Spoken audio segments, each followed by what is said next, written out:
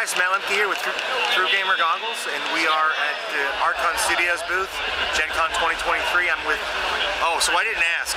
Oh, my name is Simon. It is Simon. It's Simon. No Z at all. Yeah, it's Simon. I was born and raised Polish. Well, my grandmother's Polish, so okay. I wanted to get the enunciation right on Simon. Well, it's Szymon in Polish, but you can simply call me Simon because I was born, I was raised in the UK. I was born in Poland, but I would consider myself more British than Polish. I'm sorry. No, I got to pick on him a little bit. So I don't know how much you know about other gamers in the area. Kevin with Palladium Books, he's Polish. He's in Vienna. Yeah, that's cool. Vienna. I pick on him all the time. Oh yeah. Okay, so I'm not hazing you in any fashion. No, that's fine. It's just appreciation. So we're going to talk about all things Archon Studios, which I think they started basically with like the dungeons and lasers and Pathfinder stuff, right? Or did you? Yeah, that was our most successful line, I believe. It's what really kickstarted us into this entire industry. We did have some games previously, but they weren't as successful, and then there were some issues as well. But we ultimately ended up managing to deliver everything. But yeah, Dungeons and Lasers and Rampart as well are some of our more popular lines. We mainly have, as you can see here, fantasy terrain right here, like trees. The trees are awesome. They really the trees are very, very nice. When are you going to do mushroom clouds or forest? We're thinking about it. It might be in our latest campaign, which is mainly focused around caves. So we were thinking about having mushroom rooms, mushroom caves more specifically. But we'll generally have a whole bunch of other stuff as well in that campaign. So how big is the Dungeons and Dragons line, or the? I'm more of a Pathfinder player, so I understand. Yeah. How big is the Pathfinder line? How many sets are there roughly? So I see there's Abomination Vaults and there's Absalon. How many boxes are to build that? I believe. Sorry, to build. So like, how many kits for Absalon are there? Oh, there's only the one at the moment, but it does have all sorts of stuff like scatter terrain, walls, floors.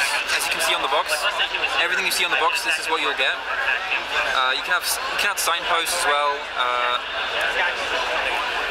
You can read the back. Oh yeah. It's all on the back. Except this one was manufactured in a certain ethnic country and it's upside down. Yeah. I'm not sure why it's upside down, but yes, everything we make. Packaged that way. Everything we make is in Poland. It's all in-house. Is it really? Yeah, it's all in-house. I believe we're the only company in Europe, other than Games Workshop, that creates miniatures in HIPs, which is high impact polystyrene. High impact. So when you say high impact, is that like dental plaster? You can hit it with a hammer and it won't break? Yeah. As you can see, I'll just grab some terrain. It's pretty durable. Oh, sorry. It's all good connectors here. But the individual pieces are very, very durable. Yeah. This, for example, this wall. You can bend it. It won't break apart very easily, unless you're trying to break it, of course. Yeah, you would have to be. I mean, that's got some good flexibility, and there's a lot of resistance. I'd have to work really hard to break this, I think. They don't come painted, though, guys. They don't come painted. Not yet. We've also got some miniatures here. The miniatures and terrain all come in grey plastic.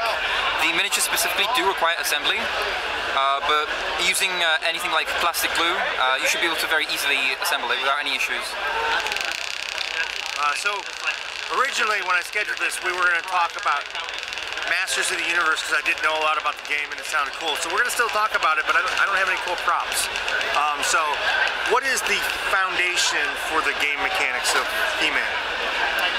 Well, Masters of the Universe, it's not He-Man. We actually have two different Masters of the Universe games. That's right. We have Fields of Eternia and we have Battleground. So Battleground is more of a skirmish type game where you control specific characters from the Masters of the Universe, cinematic universe, I guess. While Fields of Eternia is more of a area control game where you control a faction. They're both miniatures based, right? They are both miniatures based, although Battleground is much more focused on the miniatures, where you have you know, each character has their own abilities, special abilities, and all sorts. And so one is more of like a territory control, and the other one is the skirmish. So the one that's skirmish based, when I read the description, I kind of thought it was kind of like arena combat. It's probably not quite that technical, but more like He-Man against Skeletor kind of thing. Yeah, yeah. I mean, we have a couple of factions as well. I believe we just released the Fighting Foemen faction, which are the band of mercenaries, which you can use in any faction you want. But we also have the Evil Horde, we have the Masters of the Universe, and we also have the Evil Warriors. Okay. All factions that are available. And is this the debut for Heroes 3? Oh, no, this is just a demo. We have a demo available at our stand right here. The planned shipment of the game is in December 2023. For the first wave. For the second wave, which is the other language versions, I believe we plan to ship 6 months later, and maybe earlier. We'll have to see. We have to check with our manufacturer, because for board games specifically, we do use an external manufacturer. For our miniatures, for our miniature lines specifically, we make everything in-house, because, well, we have full control over the entire process, and that's how we managed to get a lot of fans through our... Well, they're great. I mean, they're great. Yeah, yeah. I really like. They're some of the best models on the market. Thank you. And that's from somebody who's kind of snobby when it comes to his miniatures now. I wasn't 20 years ago, but I'm getting there more and more, especially like dragons. And we have a lot of dragons. They have a Tarrasque, guys, that... they have a Tarrasque that is like the size of a cat. It's sadly not here, but he told me it's the size of a cat, and I will probably have to buy that now. Yeah, it's currently available in our latest campaign, I believe, over on the Kickstarter or GameFound now, if you want to late pledge. But it should be coming to retail soon. Okay, that's good to know, because yeah, that's good to know. So back to Heroes 3. Yep. What are the mechanics of the game? It looks like there's some area control or some like hex map building. Oh, it's a very, very complicated game. So we're... But yes, generally speaking, you choose your hero, you choose your faction, you explore the map. It's your typical 4X experience. So I believe it's explore, exploit, exterminate, and expand. Or not in that order, obviously. but yes, you generally increase your strength by exploring the map, capturing tiles, fighting creatures, and then you try and beat the other players, of course. So you build the map as you explore, because I see face-down tiles. Yes, the map tiles are face down. You reveal it. You reveal the map as you go. But yeah, there's all sorts of cool locations you can visit, creatures you can fight, and treasures you can find, or artifacts. Sorry. So, what's next?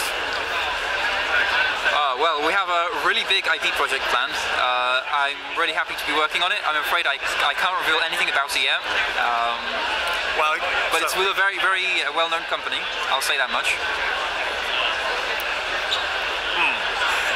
Is that the one where we discussed you were looking into pre-painted models?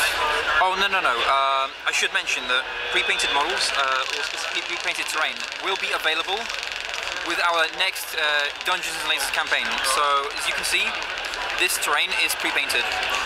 We should be able to provide this quality of painting available just for purchase, so you won't have to do anything like this for yourself. You can just open it out of the box and it'll be ready. Now, how much is it? Like, it's going to be in boxes this size, roughly. So 70 pieces-ish. This is just a specific box for Abomination Bolts. Right. We have all sorts of boxes. For example, we have this box from our 4th campaign for Dungeons & Lasers. It's quite big. It contains everything from trees to tents, hills, all sorts of stuff. This box specifically is just for terrain though. We also had plenty of miniatures available in that campaign. anything from dragons to the Tarrasque or spiders, anything really. So will there be a different price point for the pre-painted? Yes, it will be slightly more expensive. I believe we're currently thinking about making it about 30% more expensive than the unpainted version, which isn't actually that much if you think about it, compared to some other companies that I've seen. No, that's really good. I mean, when you figure how long it takes to paint a box like this, 30%'s not that. No, it's not that much. I mean, yeah. Again, I will mention we're not planning pre-painted for miniatures because I don't think the technology's there yet, but it's a possibility in the future if we figure everything out. The technology it's not like painted. You said you were going to use a UV printer?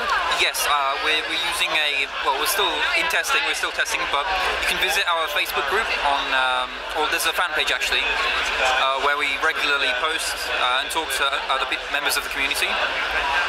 Our CEO is quite active there. Not too long ago, he posted some examples of the prototypes we have for pre-painted terrain. So definitely recommend checking that out. It's just called Dungeons and Lasers fan page on Facebook. Okay.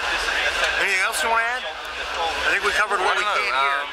Yeah, definitely visit our website. I recommend checking out our Discord. I'm very active there. I usually respond to anyone that has any questions. Definitely recommend checking it out. All right. Thank you. Yeah, thank you very much. Thank you, guys. Thank you. Hi, guys. Meet the Nibbles, who's gonna go down. She just decided not to go down my back, so we'll do this for her so she's comfy. Thanks for watching my video, and I appreciate it. Please hit the like button and share it if you know somebody who might be interested. And of course, there's always Twitter and the Facebook thingy, and soon I have a newsletter coming. That'll be down there or in a link below, and my kitty cat loves that idea. So anyway, there was one more thing. Oh yeah, subscribe. Be a part of my community, our community. Let's make it grow together. See you guys at a con somewhere, or a local store, or if I'm driving through the country, maybe a game club. I don't know. You're not gonna go knock down my camera. Bye, guys.